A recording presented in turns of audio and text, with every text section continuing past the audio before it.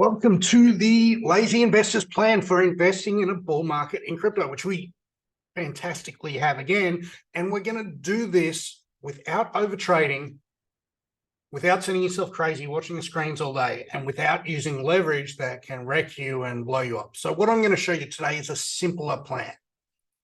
Not everyone wants to be me. Like, I'm in here grinding these markets out all day, every day. I wake up in the middle of the night and check the markets. I check the markets first thing in the morning. I've got automated systems. I've got other systems. I'm all over this. That's probably not you. I'm probably a little bit strange, and you probably don't want to be me. You probably should be happy with 80% of the result that I get with the smallest amount of effort. And where are we going with this? You can be like most people and try and, sell out here, sell here, buy back in, sell, buy, sell, buy, sell, buy, sell, buy, sell, buy, sell, buy. You're not going to get every one of those.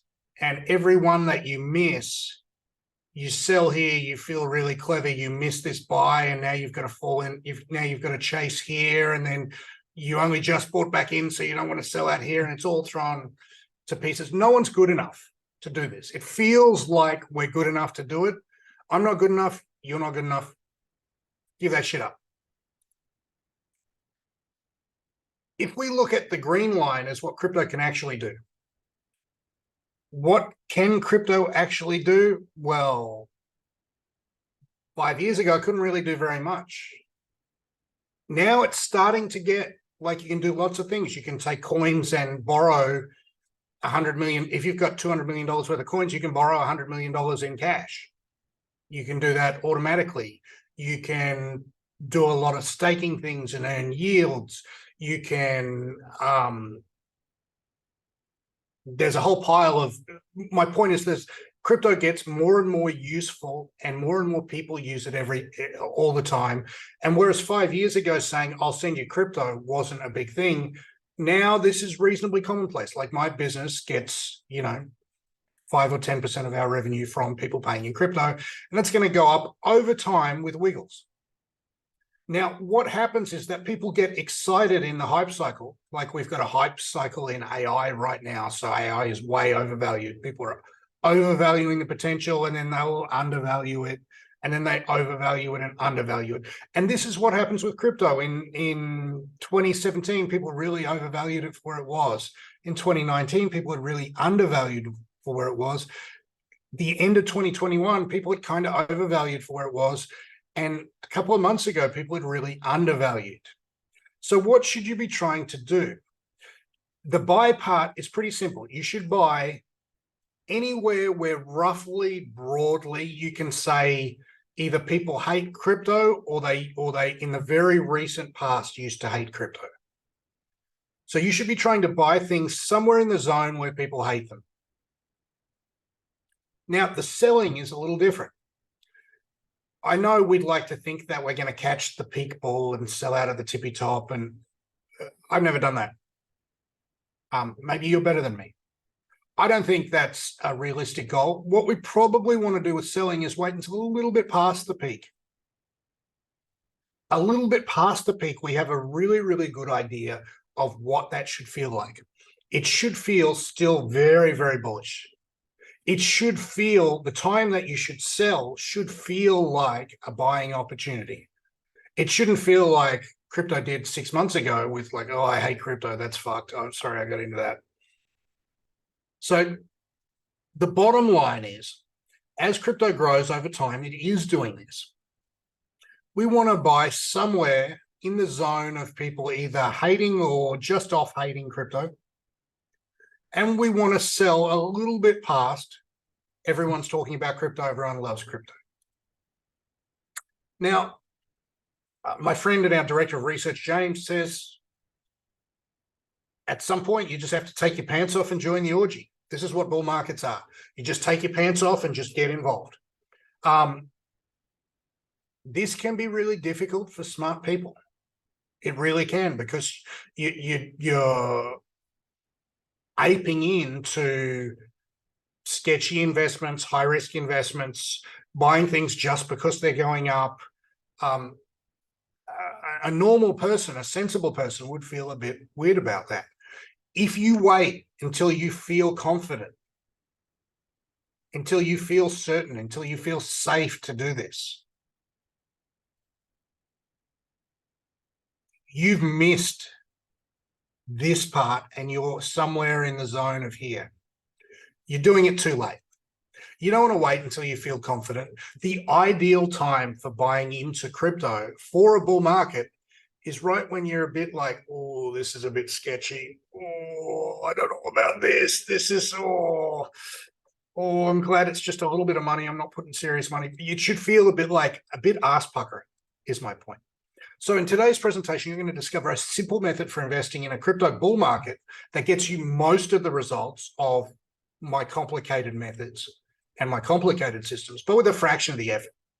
And that we're going to get to a mechanical method for exiting your positions that doesn't rely on that kind of nonsense where I like this coin, I hate that coin, someone's drawn a bunch of lines on charts and like I've got some technical analysis that says that Bitcoin's definitely going to go to here, because that stuff, it's wishful thinking, guys. You know, that's all fine and dandy, but you don't want to bet the farm on it. Next thing I want you to understand is that bull markets are very, very different. They're different psychology, and they trade differently. They act differently. They are more predictable. Technical analysis works really, really well in a bull market. It doesn't work very well in a bear market. The main game, the 80-20 of what we're doing here is to get and keep risk on for as much of the bull market as you can handle. And paradoxically, in a true bull market, you have to hold as long as you can. The time to get out is when you're feeling some variant of shopping for real estate. Fuck, I could quit my job and do this full time. Wow, we're so early. Your friends are starting to look to you as an authority on coins. Like any of those sort of things, those are all big red flags for later. But we're not there yet. We're fingers crossed, a year to 2 years away from that, maybe even a little more. Now, this is a quote from the most successful stock trader of all time. In the 20s, he made $100 million, and then in the 1920s, and then lost it all, and then made $100 million and then lost it all, and made it a third time. Was one of the richest people in the world, one of the 10 richest people in the world, and then he lost it all and went broke and killed himself. Best trader ever. And his idea was that he waits for a bull market and he's getting on and he's just riding for the whole bull market with up and down around a core position, but he's going to try and hold for the whole bull market.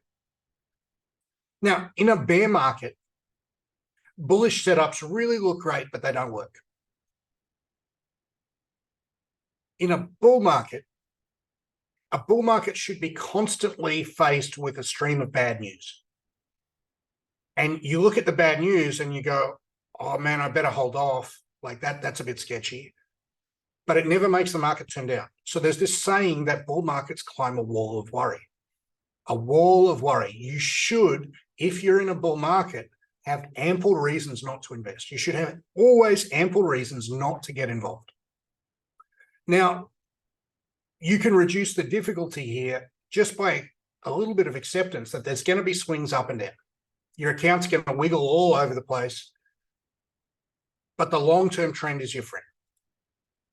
The primary job of a bull market is to shake you off, and it's a bucking bull. It's a bucking bull. This is why they call it a bull. It's not a bronco, it's a bucking bull. The implications of that are surprisingly deep. The bull market, let's look at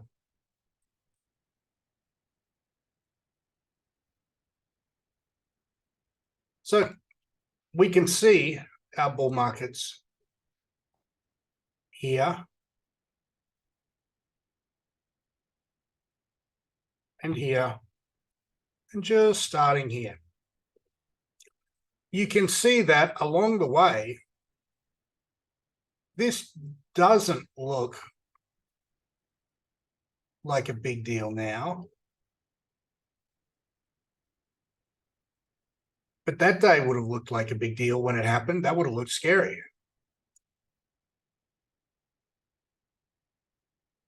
This doesn't look like a big deal now, but this was a big move. That would have been a big, big, big shakeout. This would have been a big shakeout. Actually, let's look at it on Bitcoin. This will be easier.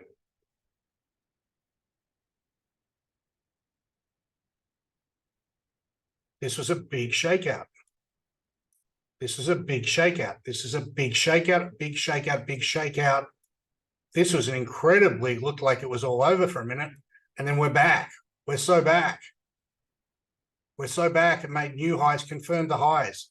It's so over. You can see what I'm getting at here. You have to survive. If you're here at the start, and you are here at the start, and you're here at the end, when we're up here, you're going to make money. As long as you don't get shaken out along the way. You don't want to get too cute trying to time every little wiggle. If you get the big things right, you're going to do much better than someone who's over trading and who tries to catch every move. Really important point. So the main point here is don't try and time the market unless you're an expert. Have time in the market. Try and get in close to where people hate it and try and get out close to where people love it. Don't use leverage and unless you're an expert. You shouldn't. I barely use any leverage, barely at all. And don't short unless you know what you're doing. Shorting is not just the reverse of going long. Shorting is much more difficult than going long for a number of reasons. So most of us aren't experts. I'm an expert, but I've been doing this all day, every day for like 15 years. We need to embrace that most of us aren't experts and realize that owning crypto all the way to the eventual top, that's going to get a better result for most people with a fraction of the work. So what I have here is a very simple strategy. We're going to use part of this in our system today, but this is very simple. I've got the red line is a 64 period moving average. The blue line is a 256 period moving average. While the red line is above the blue line, we're going to stay invested. And you can see how this would have worked. Would have got us in off the lows, a fair bit off the lows, but we got the big chunk and we got out. We got out late, but we got a big chunk. This is a achievable goal. This is an achievable goal for everyone. And this kind of thing, I'm going to show you something a bit more sophisticated than this today, but this kind of thing is good enough. Like if you get some risk on now and you get some risk off there and we get a bull market, well, you're laughing. Next question. How many coins should you own in your portfolio? So more coins in your portfolio is more chances to get a big winner. But more coins in the portfolio is the less impact of having a big winner. So if you have 10 coins and you have one big winner, okay, you've done okay. If you have 3 coins and you have one big winner, wow, you're rich. If you get 100x and it's got a third of your account's up 33 times. For most people who are very small accounts, 5 to 10 coins, probably 10 coins is the sweet spot. If your account is very, very small, you need more concentration. The fewer coins you have, the more luck you need, but the more impact that luck has on you. Luck works both ways. It works good and bad. Next question. Should you own big coins? The Ethereums, the Bitcoins, the Solanas, the stuff that everyone's heard of? Or should you have small moonshot bets? Now, this is a really good question. And the truth is that there's nothing for free in the markets. So smaller coins are riskier, but if that risk pays off, it pays off bigger. And so we want to, if you don't know what to do, having some in each camp is usually a good strategy. So you want some larger coins and you want some smaller bets. And the actual coin names don't matter that much. Like we're going to get to how to select coins, but it doesn't matter as much as you think it does. Next question. Should you own Bitcoin and Ethereum? Well, Bitcoin's at $38,000 today on 18th of November as I'm recording this. I think in a really strong bull market, Bitcoin might get to 200, possibly 300. And I'd be happy with 150 at a bull market. So that's a reasonable profit. An investment banker would be happy with that. A big hedge fund would be happy with that. Probably someone with $1,000 account isn't going to be happy that they've turned their $1,000 into $3,000. Probably not. The upside is limited if you own Bitcoin and Ethereum. So if you're starting out with a really small account, like a $1,000 to $5,000 account, honestly, don't worry about Bitcoin and Ethereum. You're too small to make a significant bet in those that's going to pay off. And yes, I know there are quite a lot of people who think that Bitcoin's going to be $1 million a coin and that Bitcoin is going to be the future of money. And Godspeed to them. Like, honestly, to those guys who think that, I hope it comes off for you. Like Mad Max says, hope is a mistake. Like that is not, like, I hope Bitcoin goes to $1 million a coin. That's a hope. That's not a plan. There's absolutely nothing to suggest that will happen. There's a lot to suggest that could happen. How much are you willing to bet on it? A little bit. Not everything. If you are trading crypto in your 401k or in your superannuation account or your retirement accounts, wherever you are, you should definitely hold some Bitcoin and Ethereum. They are crypto exposure that's safer than other cryptos. If you fail to sell out at the top of this cycle and you wait for the next cycle, Bitcoin and Ethereum will certainly be around. Probably. Definitely Bitcoin, maybe Ethereum. Definitely Bitcoin, probably, almost certainly Ethereum. Those other things, will they almost certainly be around? Gee, I don't know. That is not a bet that I would want to take. You don't want to be holding Aptos past the highs into the next cycle, or Orbs, or like any of the AMB or Leave or any of the garbage we're trading now. You don't want to be holding that into the next cycle. But if you're holding superannuation long term, well, some Bitcoin in the long term, that's a perfectly reasonable bet. Okay, so how are we going to do this? We're going to split our things up into buckets. So bucket one is the most conservative. It's Bitcoin and Ethereum. Now, if you don't know how to allocate between Bitcoin and Ethereum, really, I recommend halvesies is a perfectly reasonable way. There is more technically elegant ways. Technically, you would want to an inverse of the ratio of standard deviation, but why bother? So our next bucket is what we call established coins, most likely above $1 billion market cap, but that's a bit flexible. So we're looking at the things that are big coins. We're looking at Sol, Link, DYDX, INGA, Matic, AVAX, Polkadot, Phil, ADA, Bitcoin Cash. We're looking at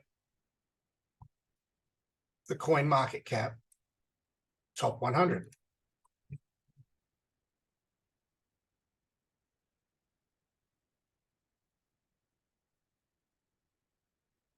So if we just go down through the list of top 100 coins, BNB, XRP, Solana, Cardano, Doge, TRX. I mean, there's some dogs in here, and there's some winners, but these are big things, right?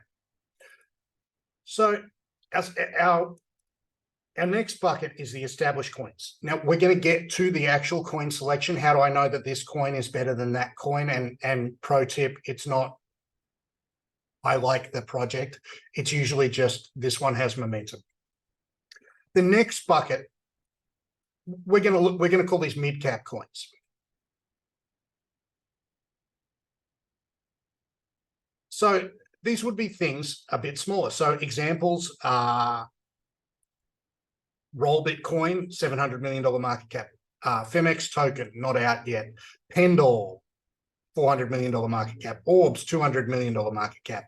Step Finance, Joe, Gal, Vulcan Forge, PYR, Yield Guild Gaming, Render, RNDR, stuff that you may have heard of in passing, but you probably don't know what it does.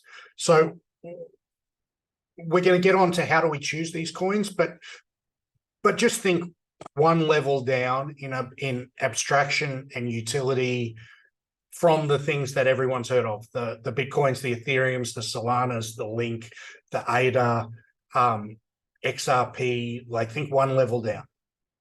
And then we've got a last bucket, which is long shots. So most of those long shots are going to be things you haven't heard of. They're going to be $20 million or smaller market cap. Most of them probably won't be listed on big exchanges like Binance. Most of them, some of them, you'll have to buy on Uniswap and PancakeSwap and things like that. And that's not a bad thing. Some of the biggest winners come from these long shots. Okay, so we're getting 4 buckets of things, and we're going to intentionally decide how much to allocate to each bucket. We're not going to randomly choose it. So Bitcoin and Ethereum, if you're a small account, you want nothing, because you got a $1,000 account, you can't really afford to be putting some in Bitcoin, and it's not going to be a meaningful win. If you've got a really large account, I would say about 25% is right. If you're more conservative, you could make that higher. If you're older, if you're in your 70s, you should probably make that higher. The next bucket of large cap coins, the Solanas, the Links, the ADAs, the XRPs, the things like that, the BNBs, 30 to 50% depending. The mid caps, 30 to 50% depending. And the long shot bets, between 0 and 10%, depending on how exposed you want to be to them. Now, long shot bets are exactly as advertised. There are, a 1 in 20 shot that pays off at 100 to 1. Conceptually, if you think about that, if you have 5 bets, and they're all a 1 in 20, and they're all a 1 in 20 chance, you have a pretty reasonable shot of having one of them pay off. Is it gonna meaningfully move the needle? A little bit, but not huge. You don't want to be positioned so that you need these microcap bets to pay off. So let's do some examples. So let's say you've got $1,000 to trade, and that's like money that you don't care if you never see it again. In your mind, you've kissed goodbye to it. You can afford to be riskier than what someone sensible would say. So in this, we put nothing to Bitcoin. We're going to go a third between large, mid, and micro caps. And so what would that look like? We're going to go a third. So let's do a different account where it's a more substantial account. So this is a $100,000 account.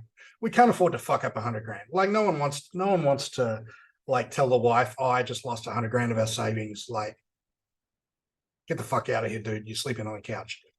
So let's work out how this would go. So we've got a $100,000 account. We've got 25% in Bitcoin and Ethereum, 12.5% each. So these are our biggest positions.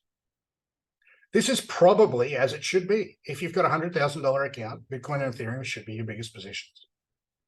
Your large cap coins. And so here we've got 5 coins in our large cap list. These are 5 that I like. You probably like different coins. That probably doesn't matter. And we probably don't have a basis for saying the coins that I like are a higher probability of going up than the coins that you like. Even though it feels like I'm a smart guy and I work really hard at this, I probably have my finger on the pulse better than most. It's drawing a long bow to say that I can pick coins better than you. It really is. And that should be embarrassing to say, but it's the truth. So our large cap coins, what do we have here? We've got Solana, Link, DYDX, Matix, and AVAX. And these are all 7% each. I mean, is Solana, Link, DYDX, Matic, and AVAX better than XRP, ADA, BNB. What else could I choose?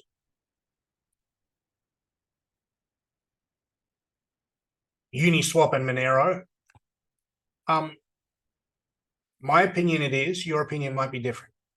So what we're trying to do here is pick 5 representative large cap coins. Ideally, what would we like? We'd like a mix of things that are layer ones, that have some exposure to DeFi, that are all a little bit different. Ideally, doesn't have to be that way. And then we move on to our mid-cap coins. Now, again, this is where you've got the choice of hundreds. So my top 5, I mean, I struggle to get it to top 5, but my point here is that you want to get it to about 5. You don't want 100 coins that you like, because 100 coins is going to be unwieldy to manage. It's going to be unwieldy to keep track of. It's not, and more importantly, it's going to diminish the results of any good luck you have. So you have 50 mid-cap coins and one of them does 100x. It's just one of 50. It's another bum in the shower. You really want to keep it small, so that, for example, here, our mid-cap coins, Woo, Femex token, Roll Bitcoin, FIL, and INJ. I mean, I think all of those are pretty reasonable shots to be a breakout, 50x win. I think they're all a reasonable shot at that. Am I certain? No. Am I reasonably certain that at least one of them will get that? Yeah, I'll back those odds. And our last bit should be really a bit of an afterthought, which is the microcap coins. And I'm not going to allocate those next. You're never, ever going to get anywhere close to certainty with microcap coins. The idea is that you're betting well ahead of a hype wave. You're betting basically just on the people in the community and the story that they're giving you. And we all know that we're all suckers for a good story. These bets want to be very small. So if you had 10% of your account and you had it on 5 bets, 2% each would be about right.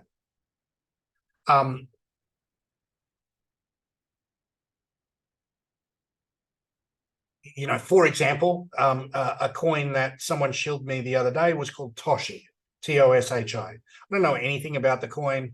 I trust my bro. He's red hot on it. I threw $1,000 into it. That's about right. That's kind of the thinking here. And what if you like different coins? What if you think that one of those coins that mentioned is a scam and you don't like it? It probably doesn't matter much. If my ability to pick coins better than you is going to be the difference between winning and losing, we're all fucked. Don't worry about it. In a bull market, everything that doesn't blow up goes up. This is really important. I want you to understand it. Pick any random coin, and I'll show you one that I was red hot on in 2017.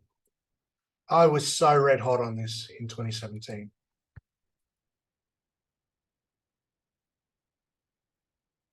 It made $200, started out at 20 cents or something like that. Like, it was a ridiculous win. It went all the way down to like $3, $4 from $200. It went all the way back up to 135. I mean, these things swing so wildly, just so unbelievably wildly. If it doesn't blow up, it's going to go up. So in one bull market, this is a failed coin, went from $3 back up to 150, back down to, where is it recently? $7, $140, 70, and look at where we are now. We're at $10. Everything that doesn't blow up goes up. So what we're doing here is we're balancing diversification with concentration. If you have more coins, a single bad pick Doesn't hurt you much. If you have more coins, a single good pick doesn't help you much. Fewer coins, a good pick has more impact.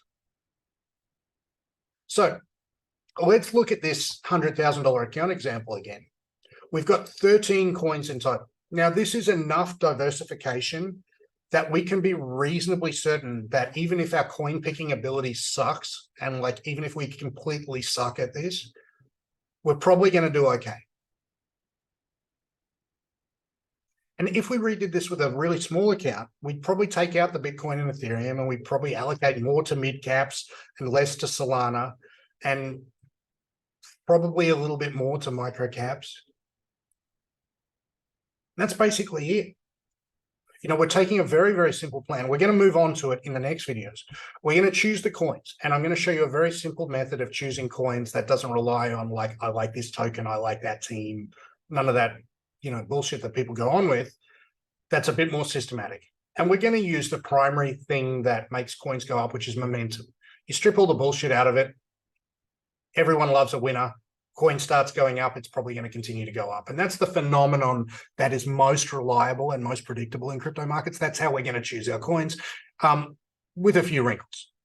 We're also going to talk about how do we exit these positions? How do we get out of these positions? And we're going to use the two main tools that we have, which are reliable.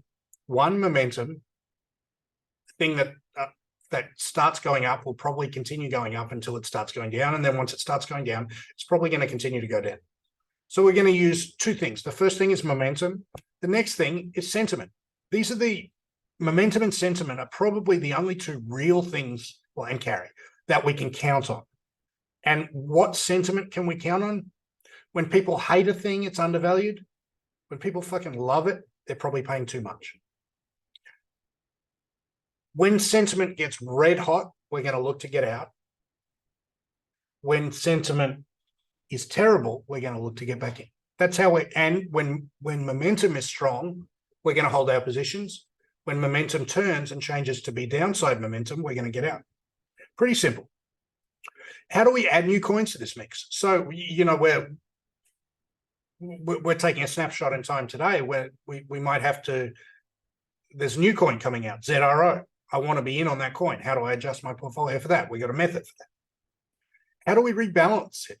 So halfway through this, if you have a position in Neo, for example, you had 10 coins and you bought Neo at 15 bucks. Neo goes to 130 bucks. You've got a 10x on your hands. But this position was 10% of your portfolio. Now it's probably 50% of your portfolio. And now, if it's 50% of your portfolio and it goes from 140 bucks back down to 10 bucks again, then you're fucked. So we need a plan to deal with this, and rebalancing is how we deal with it. And the last thing, what happens at the end of the bull? So this is the market cap of everything except for Bitcoin and Ethereum. You don't really want to have anything to do with the market from about here to here. You really, if you were a smart man, you didn't want anything to do with the crypto market, probably from about here to really about today. You could just like